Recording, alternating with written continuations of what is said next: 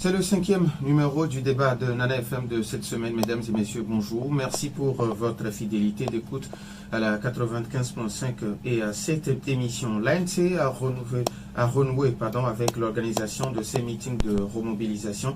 C'était dimanche dernier à Agoué. Jean-Pierre Fabre et les militants de son parti se sont prononcés sur plusieurs sujets. Nous recevons ce matin dans notre studio Kwame Manti, secrétaire général adjoint chargé des affaires économiques et financières de l'Alliance nationale pour le changement. Monsieur Manti, bonjour. Bonjour, monsieur Norbert Badi. Ça fait toujours un plaisir de vous retrouver sur ce plateau. Le plaisir est partagé.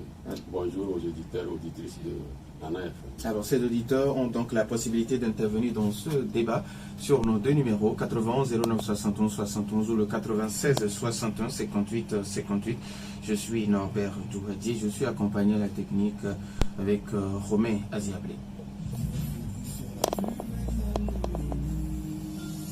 Une fois encore, merci pour votre fidélité d'écoute. Monsieur Manti, merci pour votre disponibilité. Qu'est-ce que ça fait un parti politique de renouer avec sa base? D'abord, je voudrais dire un bonjour militant à nos camarades d'Agoué-Nivé qui ont reçu le bureau national lors du meeting dont vous faites allusion, et dire que pour nous c'est toujours un grand plaisir de rencontrer notre base, quoique en réalité nous sommes toujours en contact, parce que figurez-vous que ce ne sont pas toutes les activités de l'ANC qui sont médiatisées. Et c'est vrai, un meeting, le dernier en date que nous avons organisé, c'était en avril de l'année dernière à Kassimé. Donc c'était bien. Nous sommes fiers d'avoir encore réussi un meeting dans le Grand Lomé, et c'est de bonne guerre.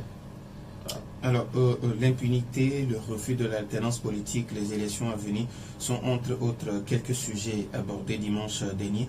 Que retenir de substance de ce meeting? Il faut dire que ce meeting avait été prévu depuis l'année dernière pour être tenu aux environs du mois de juin de l'année dernière, mais le gouvernement, par certaines caprices, n'a pas autorisé la tenue de ce meeting.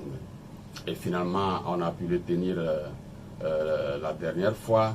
Et il était question d'échanger avec les populations sur des thèmes très importants tels que l'impunité. Vous savez que au Togo, il se passe beaucoup de choses et jamais les auteurs ne sont démasqués et punis. Et quand on se réfère à l'histoire, il est facile de constater que l'assassinat du premier président Sylvanus Olympio a donné le glas au bon sens, puisque cet assassinat n'avait pas été puni. Et jusqu'ici, les auteurs, bien sûr, on les connaît, mais bon, ils sont au pouvoir. Et du coup, ils en profitent pour continuer d'autres choses, tuer les Togolais, les emprisonner, les chasser du pays, voler les élections. Et ça fait que, bon, ils le font sans que la justice n'ait un mot à dire. Et donc, il fallait entretenir les populations sur ce thème-là et les appeler à veiller pour que désormais tout ce qui se passe au Togo soit suivi de près et que les auteurs soient démasqués et punis. Entre autres, nous avons parlé de... je ne sais pas si vous allez en venir. De refus de l'alternance. Oui, le refus de l'alternance, je parle du hold-up, des hold-up électoraux successifs. Vous savez que le régime RPT uni refuse les réformes qu'il faut pour rendre possible l'alternance au Togo. Tout ce qui les intéresse, c'est rester au pouvoir. Et quand un président de la République se permet de dire papa nous a dit de ne jamais laisser le pouvoir. Vous comprenez la mentalité de ces gens-là et leur refus de faire les réformes. Et donc, il faut que les populations togolaises prennent en main leur destin pour faire en sorte que ces réformes s'effacent et que nous puissions espérer à l'alternance politique au Togo. Vous avez également parlé des élections à venir. Oui, évidemment. Nous sommes en année électorale. Certainement, il y aura 2 élections, puisqu'il y a une qui est constitutionnelle, il s'agit des élections législatives, et l'autre qui n'est pas forcément, qui est constitutionnelle, mais il n'a pas une date butoir, puisqu'on n'a jamais organisé ces élections régionales. Et il est annoncé qu'elles vont avoir lieu aussi cette année. Donc, il fallait parler aux citoyens togolais pour les mobiliser, afin qu'ils aillent se faire inscrire sur les listes électorales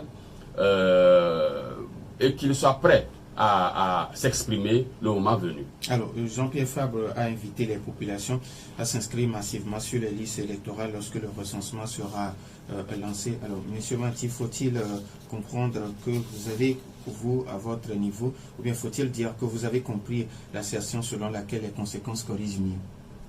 Oh, c'est pas forcément que les conséquences corrigent mieux. Et il faut dire que en 2018, quand on appelait les populations à ne pas aller se faire inscrire, c'était compte tenu des circonstances qui prévalaient à l'époque. Et qu'il fallait faire pression sur la CEDEAO, le pouvoir en place, pour que de bonnes conditions soient réunies pour la tenue de ces élections. Et qu'ils nous souviennent qu'à l'époque où nous faisions cet appel, la CENI unilatérale du RPT Uni organisait seule les élections, avait déjà lancé le recensement sans aucun contrôle. Ils avaient déjà fraudé le fichier électoral. Donc il n'était pas question pour nous d'être complices. C'est pour cela qu'on avait appelé la population à ne pas se faire enregistrer sur ces listes-là. Et justement, c'est pour les mêmes raisons que nous avons tenu à demander au pouvoir de faire un nouveau recensement électoral qui va se faire très incessamment, parce que les listes électorales qui existent actuellement sont corrompues. Alors, et c'est pour cela que nous appelons la population à aller se faire inscrire massivement pour que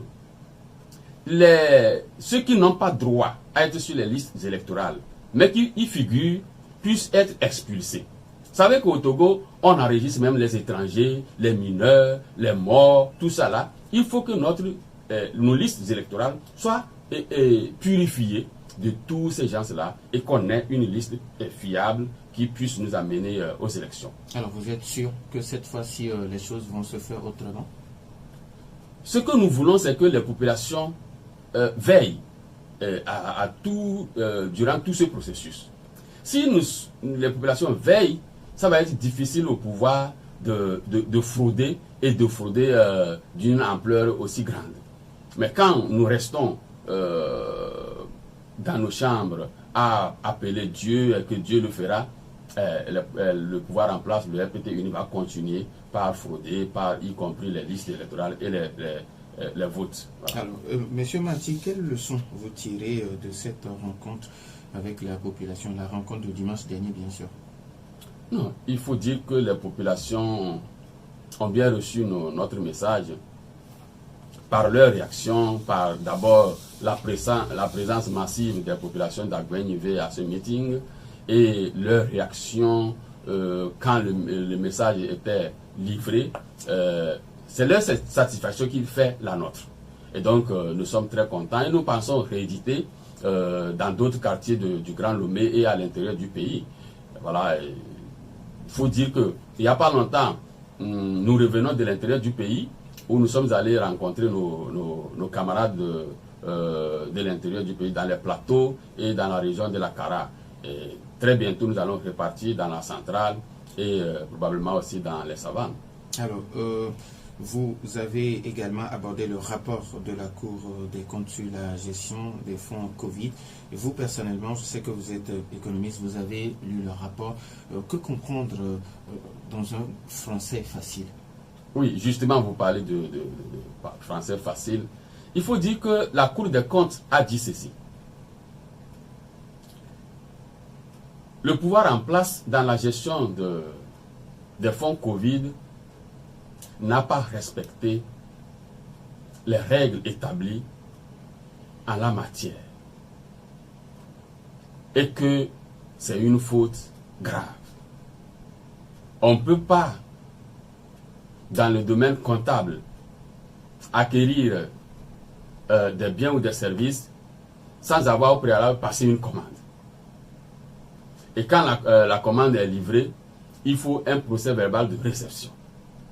Et celui auprès de qui on passe la commande doit être un opérateur économique. Et il doit avoir son quitus fiscal à jour.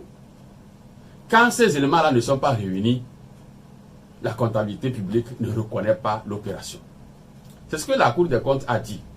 Sur toutes les opérations qui ont été effectuées, la Cour des comptes a dit elles ne sont pas comptablement recevables. Et je ris du communiqué du gouvernement qui se félicite de ce que la Cour des comptes ait dit en conclusion que bon, les procédures ont été respectées. Ce n'est qu'un avis. C'est-à-dire que la Cour des comptes, après avoir planté le décor, a émis un avis.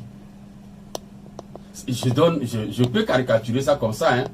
Quelqu'un qui vous regarde droit dans les yeux et vous dit, ah ben monsieur, votre tête a la forme de plusieurs collines et qu'il est très fier de vous parce que votre tête est belle ou bien jolie comme la ville d'Atapamé. Mais c'est une métaphore. Ça voudrait dire que la ville d'Atapamé, vraiment, quand vous arrivez, elle est belle à cause de ces 7 collines. Mais cette beauté de la ville d'Atapamé n'est pas celle qui doit caractériser une tête d'homme. Vous en convenez avec moi. Donc quand quelqu'un conclut, ah monsieur, votre tête est jolie, comme la ville d'Atapamé, je crois que ce n'est pas pour vous dire qu'elle est belle, ou bien qu'elle est jolie. C'est pour vous dire qu'elle est accidentée et que vous devez subir une opération. C'est ce que la Cour des comptes a dit au gouvernement togolais, que sa gestion du fonds Covid est mauvaise et que la justice doit connaître de cette affaire. Il n'appartient pas à la Cour des comptes de rentrer dans le domaine des cours de justice. Elle a fait son travail et elle s'est trouvée obligée de donner un avis, mais elle ne peut pas condamner à la place des cours ou des tribunaux qui ont matière à condamner. La Cour des comptes peut à la rigueur demander que ce soit des écritures soient justifiées. Et la Cour des comptes nous dit que des ministères n'ont pas daigné répondre aux sollicitations de la Cour des comptes pour expliquer pourquoi ils ont fait des faux en écriture ou voilà ceci. Si des ministères se comportent de la sorte et que le gouvernement vient dire que on se félicite de ce que nous nous soyons bien comportés en matière comptable publique, je crois qu'on est tombé très bas. Les auditeurs maintenant la possibilité sur nos 2 numéros 91 09 71 71 ou 96 61 58 58. On ne va pas faire de pause. Donc les auditeurs maintenant la possibilité. Alors certaines organisations de la société civile sont montées au créneau demandant la démission du gouvernement actuel. Selon vous, est-ce la meilleure solution? Mais avant d'arriver, nous avons un premier auditeur en ligne. Nana FM, allô? Oui, Pelé, bonjour. Bonjour, monsieur Pelé.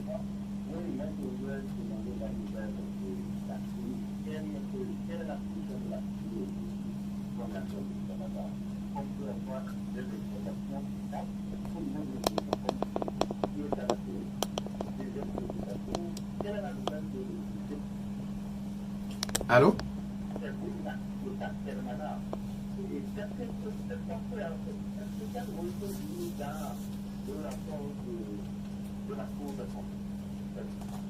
Ben, merci à vous aussi. 91 09 71 71 ou le 96 61 58 58. Nana FM, allô? Allô? Oui, oui, madame ici, bonjour.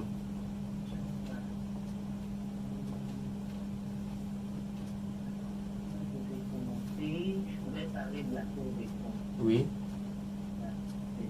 La fameuse Cour des cadres.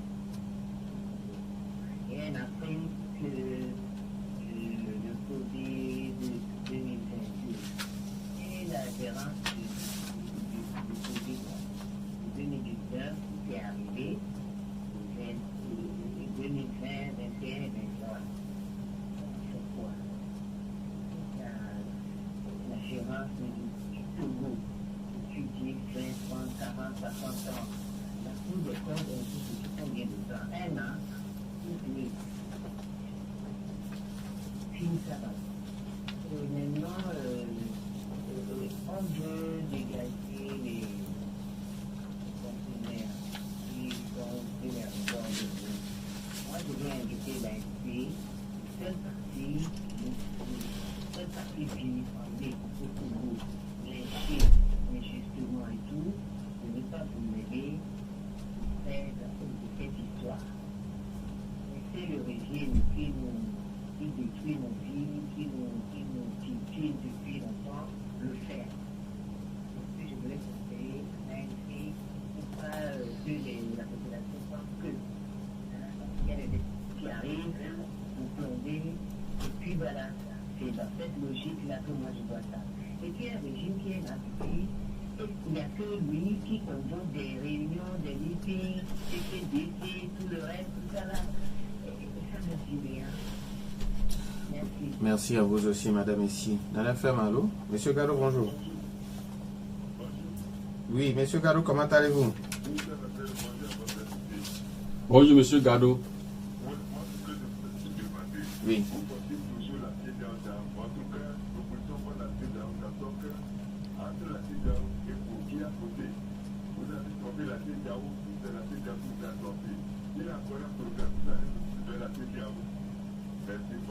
Merci et bonne journée à vous aussi, monsieur Gado. 91 09 71 71 ou le 96 61 58 58.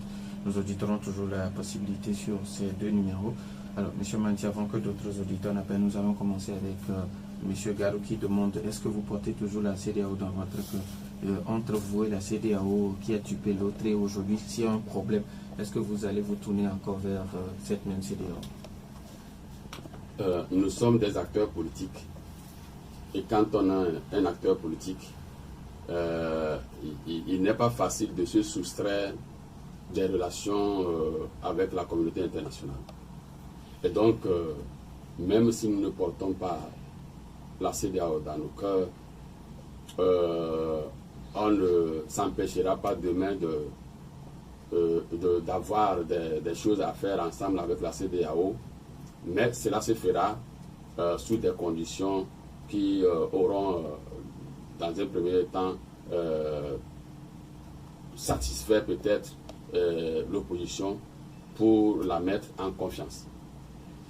Maintenant, entre la CEDEAO et l'opposition qui a trompé l'autre, je peux dire que la CEDEAO a trompé le peuple togolais.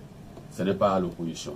La CEDEAO avait garanti à l'opposition togolaise que la CENI sera composée de façon paritaire avec un président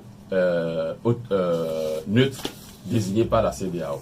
Ce que la CEDEAO n'a pas pu faire.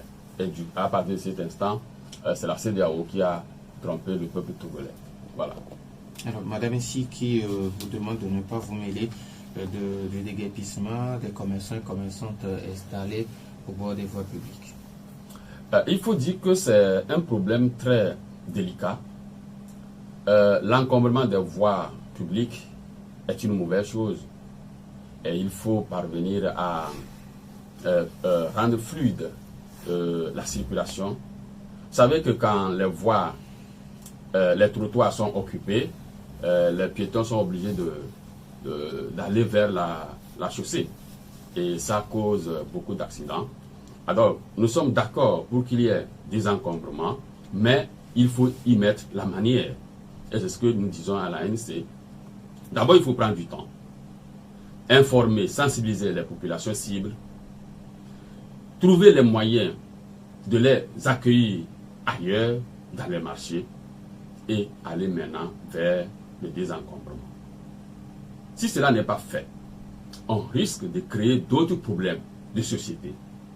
Parce que ces personnes qui vendent au bord des routes vivent de ces activités-là. Et si on les chasse sans leur avoir trouvé préalablement des lieux où étaler leurs marchandises, leurs familles vont être affamées. Les enfants n'iront plus à l'école et certains vont devenir des délinquants. Et je pense que ce n'est pas l'objectif visé par le gouvernement.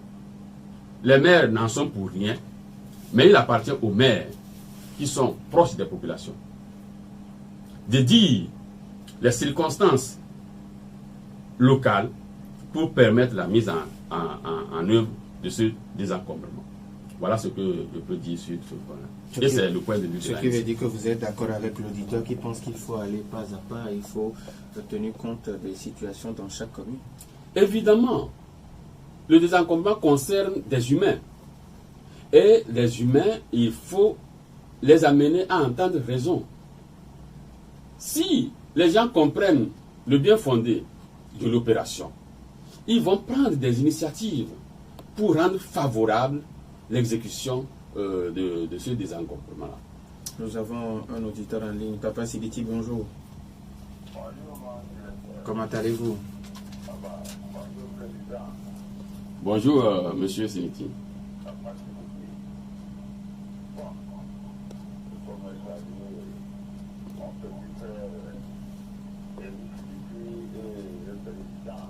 Ils vont tous bien.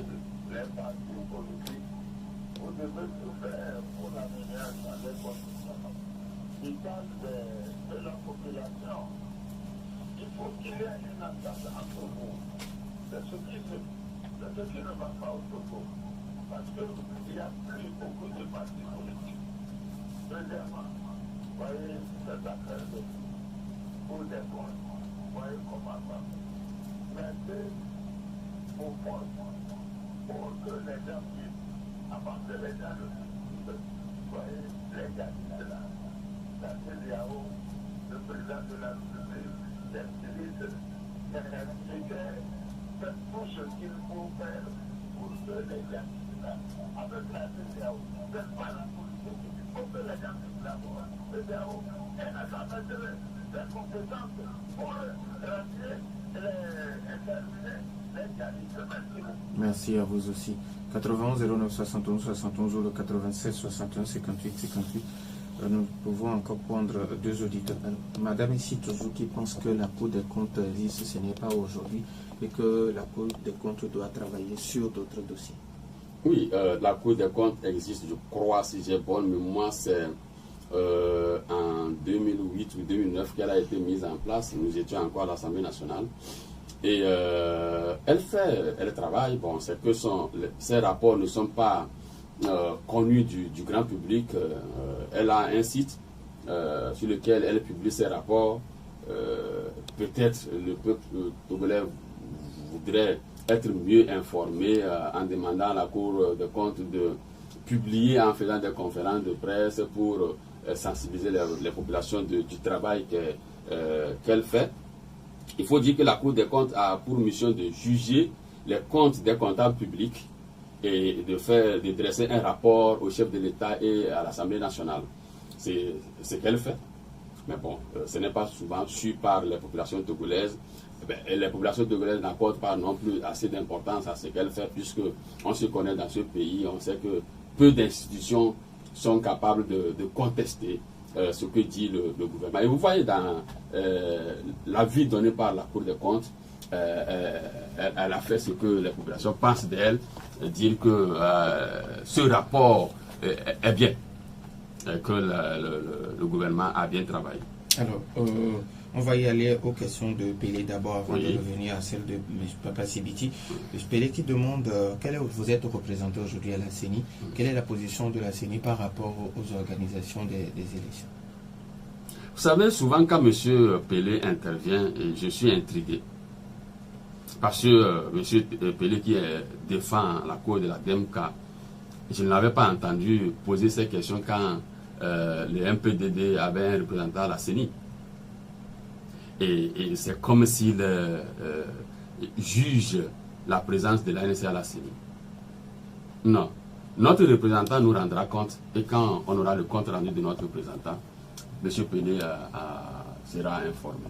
Alors, il demande quel rôle le cadre permanent de concertation peut jouer dans ce rapport de la Cour des comptes. Non, ce rapport peut être évoqué au niveau du cadre permanent et le cadre donnera probablement un avis, mais cet avis, nous n'en l'attendons pas. D'ailleurs, l'ANC se prononce déjà là-dessus et nous n'attendons pas le CPC pour dire ce que nous pensons. 80 09 71 71 ou le 96 61 58 58, l'auditeur est parti, mais on espère qu'il va revenir. Monsieur Papa Sibiti qui vous demande de travailler pour l'amélioration des conditions de vie des populations, et il a touché du doigt un point très important quand il parle de travailler aux côtés des autorités pour lutter efficacement contre l'extrémisme violent. Mais avant d'arriver, nous avons un auditeur en ligne. Alain Femalo. Bonjour. Oui, ça va, et vous? Votre nom, s'il vous plaît. Monsieur? Monsieur Razak. Vous nous appelez depuis Kégué. Ah. Votre voix a changé un peu ce matin. D'accord. D'accord, ben là on y va. Bonjour, monsieur Razak. Ok. En fait, il y a tout, on peut dire que bon, il y a tous les responsables de tous les partis politiques qui passent par l'antenne sur l'antenne sur de presse. Moi, à un moment donné, il y a un truc qui m'intrigue et que je peux dire que le peuple n'arrive pas à comprendre. C'est que même au temps du feu à demain, il a dit que le peuple n'est pas dupe. À un moment donné, on finit par comprendre le jeu, quoi. Donc c'est pour dire que les partis politiques ne se plaît pas à la population. Tout le monde se plaît à son bord. Au moment où le peuple gagnait, eux, et ils ne savent même pas que c'est un jeu. Parce que le parti politique, comme le parti les opposants, c'est plus presque moi, il a vu une pièce. Donc quand on vient à l'antenne ou raconte n'importe quoi, bon, moi ça m'embête un peu. Alors, monsieur Razak, quelle est votre question finalement? Ma question par rapport à cette situation. Oui, ou bien c'est juste ce que c'est votre contribution à vous. Voilà, c'est ma contribution. D'accord, merci beaucoup. Alors, oui, maintenant revenons aux questions de Papa Sibiti qui vous demande de travailler aux côtés des autorités, travailler donc comme un accord contre l'extrémisme violent. Non, ce n'est pas l'opposition qui refuse. Bon, je préfère parler de l'ANC. Ce n'est pas l'ANC qui refuse de contribuer à bouter dehors les djihadistes du Togo. Ce n'est pas l'ANC qui refuse, je crois que c'est le gouvernement qui refuse. Parce que le gouvernement ne communique pas, le gouvernement a, par l'intermédiaire de la première ministre, a organisé une rencontre avec les partis politiques et la société civile pour recueillir leur avis, mais après, rien. Nous ne savons pas ce qui se passe au nord. C'est les populations qui, par moment, nous permettent de savoir ce qui se passe. Et quand les citoyens parlent, certains se font réprimander. Et je peux vous dire qu'il y a une dame dans le Pendjal qui avait parlé de ce problème de djihadisme et qui se trouve aujourd'hui encore en prison. Je profite de vos antennes pour demander, et ça pas à mon nom personnel mais au nom de l'ANC, la mise en liberté de cette dame qui n'a rien fait de mauvais. Elle a juste dit ce que le chef de l'État a dit, parlant des bœufs qui ont été, je ne sais pas, abusivement extorqués ou bien pris de force à leur propriétaire et qui serait la cause de la colère de ceux qui viennent tirer. On n'en sait rien. Mais le président de la République, le chef de l'État, avait parlé de ce problème des bœufs. Et la dame en a parlé. Je ne vois pas pourquoi elle autre se retrouve en prison alors que le président de la République est libre et fait ses allers et retours. Donc, il faut que ces dames-là soient libérées. Et c'est seulement comme ça qu'on peut tous se mettre en collaboration pour libérer notre pays de cette attaque-là djihadiste. Nous avons un autre auditeur en ligne. Nana FM, allô? Oui, bonjour. Monsieur Basile, oui, allez-y, on vous écoute. Bonjour, monsieur Basile.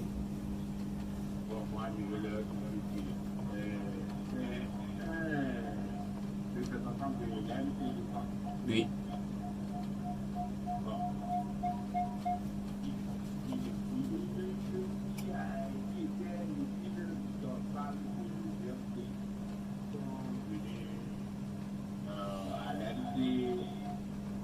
Mais, bon, pour leur problème, moi je ne les comprends pas. C'est eux qui nous ont mis dans ce pétrin. Dans ce pays. Ils ne disent pas eux, que les autres sont les perdus, ils ne connaissent rien. Mais maintenant là, jusqu'à présent, ils n'ont pas su, ils ont fait trop de tort à ce pays. Je le pense toujours quand quelqu'un de l'ANC vient à Merci. Merci à vous aussi, monsieur Basile. Alors, je vous demandais avant que certaines organisations de la société civile demandent la démission du gouvernement dans le cadre de ce problème de Covid-Gate. Alors, selon vous, est-ce que c'est la meilleure solution?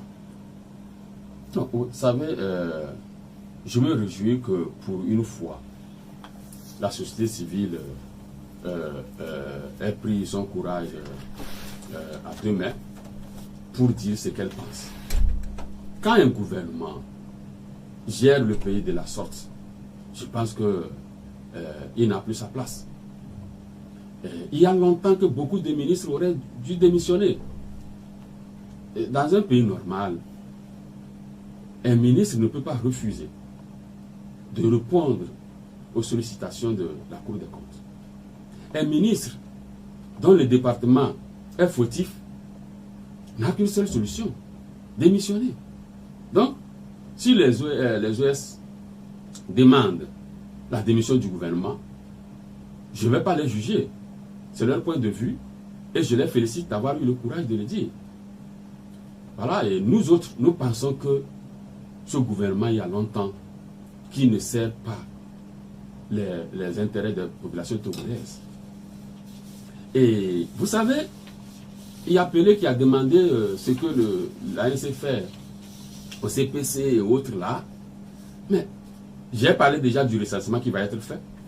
Et pour ce recensement, nous avons demandé que des audiences foraines soient tenues pour permettre aux populations togolaises, aux Togolais qui n'ont pas les pièces d'identité, de les avoir, que le gouvernement délivre aux citoyens togolais qui n'ont pas la naissance, la nationalité, la carte d'identité, qui leur délivre ces pièces-là pour qu'ils puissent se faire enregistrer sur les listes électorales.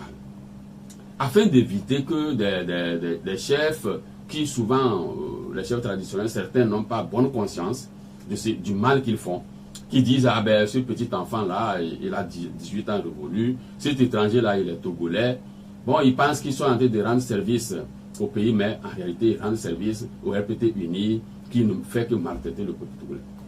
Donc, si chaque Togolais a sa pièce d'identité, il ira se faire enregistrer sur la base de sa pièce d'identité.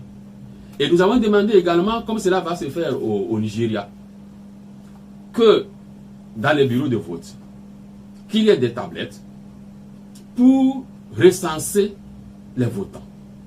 Quand vous rentrez dans les bureaux de vote, il suffit de mettre votre doigt sur la tablette pour qu'elle dise si vraiment c'est vous qui êtes inscrit sur la liste électorale et qui avez le devoir ou le pouvoir de voter. Si la tablette ne vous reconnaît pas, alors vous ne pouvez pas voter dans ce bureau de vote. C'est ce qui se fait actuellement dans beaucoup de pays. Nous avons demandé ça. Je crois que nous faisons ça pour le peuple togolais. Nous avons entre-temps, et peut-être sur vos antennes, dit que le SMIC, qui était à 35 000 francs, était une insulte pour les Togolais. Bon, on l'a dit plusieurs fois, et finalement, le gouvernement, pour dire qu'il nous a entendus, n'a fait qu'une petite augmentation du SMIC et l'a porté à 52 500 francs. Pour nous, c'est insuffisant. Parce que le niveau de vie au Togo, les charges des foyers dépassent largement ce montant-là. Le Togolais doit avoir un minimum de 70 000 francs, 80 000 francs. Mais quand vous donnez 52 000 francs à quelqu'un, il va faire quoi avec ça? Il faut dire que les 35 000, c'était déjà autour de 2012. Et que depuis, la vie est devenue très chère. La cherté de la vie a doublé, triplé. Et on ne peut pas faire une augmentation du SMIC de l'ordre seulement de 50%. C'est inadmissible. Encore que cela risque de ne pas être appliqué, vu qu'au Togo, on fait seulement des effets d'annonce et on ne met rien en place pour vérifier l'applicabilité des dispositions prises. Alors, papa, monsieur Basile qui vous demande, est-ce que vous savez que vous avez fait du tort à ce peuple togolais? Non, je l'ai écouté, mais je n'ai pas compris ce qu'il veut dire.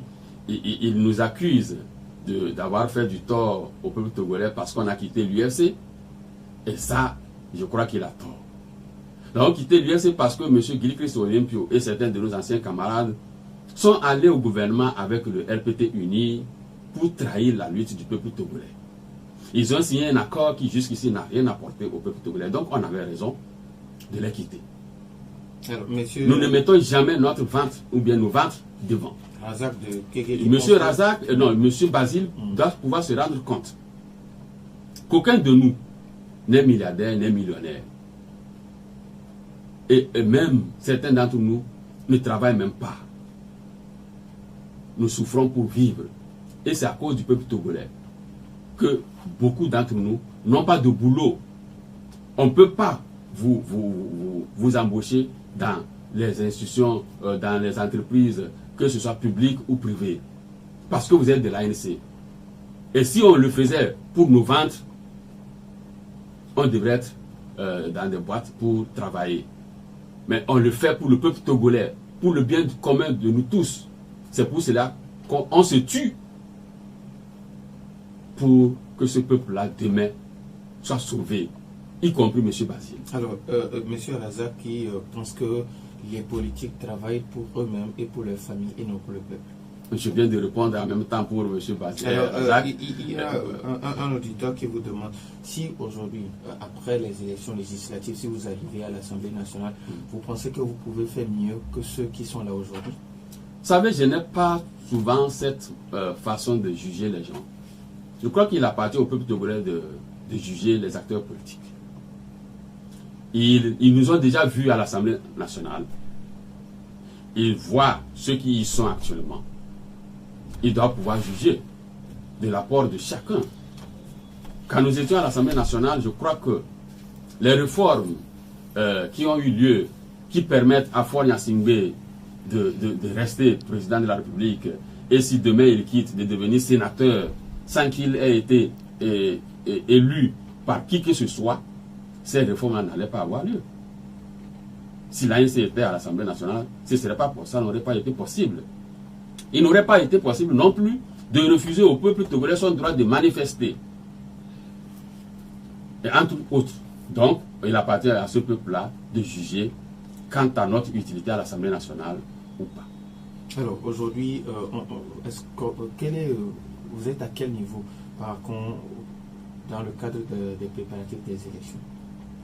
L'ANC s'organise et nos structures de base sont sensibilisées pour qu'elles puissent également sensibiliser les populations cibles, d'abord pour le recensement.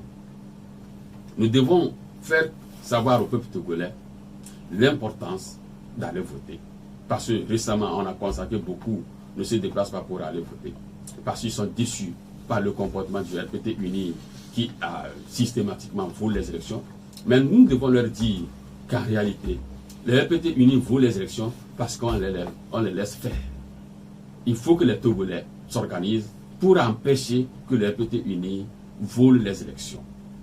En étant présents, vigilants, durant tout le processus jusqu'à la proclamation des résultats. Alors aujourd'hui, est-ce que vous allez faire cavalier seul ou vous allez travailler avec d'autres formations politiques de l'opposition? Depuis notre congrès et notre conseil national que nous avons eu à tenir en 2019 et en 2020, nous avons annoncé que l'ANC est toujours prête à travailler avec d'autres formations politiques pourvu qu'elles soient honnêtes et travaillent dans la vérité. Donc, nous sommes toujours prêts à travailler avec d'autres formations politiques. C'est ce que je peux vous dire. Et j'espère qu'il y en a qui sont vraiment dans le même schéma que nous, qui veulent travailler dans la vérité, dans la dignité, et pas de contorsion. Travailler avec ton ami aujourd'hui et demain tu lui dis qu'il est corrompu alors qu'il n'en a rien. Alors là, nous n'en voulons pas. Alors si vous avez un message, parce qu'il nous reste pratiquement 1 minute. Je voudrais d'abord remercier la population togolaise pour tout ce qu'elles font. Elles ont été longtemps dupées par des vendeurs d'illusions et je crois que l'occasion leur est donnée pour les élections à venir de faire bonne conscience pour décider de qui doit diriger ce pays-là, que ce soit pour les régions ou pour le Parlement. Parce que ces deux élections sont très importantes. Et nous, on profite également pour dire à ceux qui se plaisent à nous vilipender, dire que l'ANC a fait ci et ça, de faire très attention. Parce que nous servons la cause publique et quand on sert la cause publique, on a la nature et Dieu avec soi. Merci. Nous disons merci à Kwame Manti, secrétaire général adjoint chargé des affaires économiques et financières de l'Alliance nationale pour le changement. Merci également à vous, chers auditeurs, pour votre fidélité d'écoute à Nana FM. Je suis Norbert Djouadi. Romain Aziablé a assuré la mise en ordre. Maïmouna Hassan était derrière la caméra pour la page YouTube Norbert Djouadi. Merci et à très bientôt.